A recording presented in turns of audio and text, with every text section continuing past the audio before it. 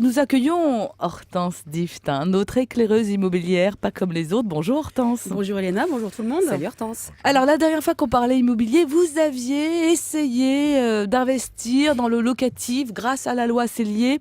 Vous n'aviez pas compris grand-chose à l'époque. Que s'est-il passé depuis? Hortense, ça nous intéresse. Les auditeurs sont tous là dans l'attente. Voilà, alors moi je dis, pour comprendre les nouvelles lois sur l'immobilier, il aurait déjà fallu que je comprenne les anciennes. Donc on avait bien essayé il y a quelques temps de ça de me renseigner sur la loi Cellier et de me faire comprendre comment ça fonctionnait, mais sans franc succès, je dois le dire.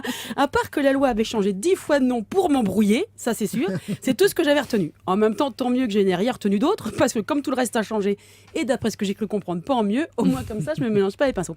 Mais la loi Cellier, maintenant je m'en fiche, ça ne m'intéresse plus, parce qu'avec mon mari, on va devenir propriétaire terrien d'un moment à l'autre. On a fait hospitaliser sa mère hier et vu l'état dans lequel elle était, je pense que je serai châtelaine d'ici à la fin de la semaine. Alors là, au niveau des droits de succession, c'est dur.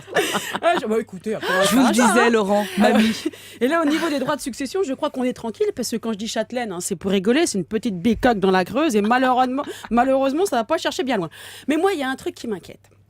Parce que si j'ai bien compris, c'est que si on garde la maison, la maison principale de ma belle-mère, ça devient ma résidence secondaire. Éventuellement. Et que pour la vendre et ne pas payer la plus-value, il va falloir attendre 30 ans. Autant vous dire que 30 ans, ça fait long. Ouais.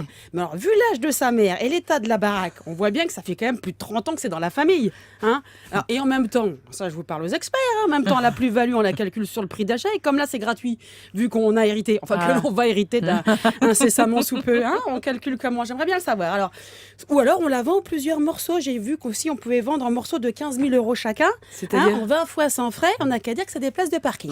Voilà. Alors, j'ai quand même compris quelques trucs. Mais moi, c'est que j'ai des projets avec ces sous. Parce que j'ai un scoop. Non. Quoi? Ouais, qu'est-ce qui se passe? J'ai même 2 scoops. Non. Ouais. Allez-y, là. Voilà, balancez. vous êtes prêts? Ouais. Le premier, c'est que je suis sûre que Nicolas Sarkozy, notre président de la République, il écoute les experts européens. Ah, Ouais. bonjour, Et le président. deuxième scoop, c'est qu'il m'aime. Ah bon? n'a qu'à bien se dire. Ouais, il m'a entendu la dernière fois quand j'essayais d'agrandir mon appartement par en dessus et par en dessous. Ah, c'est vrai, je me suis Et il a voulu m'aider.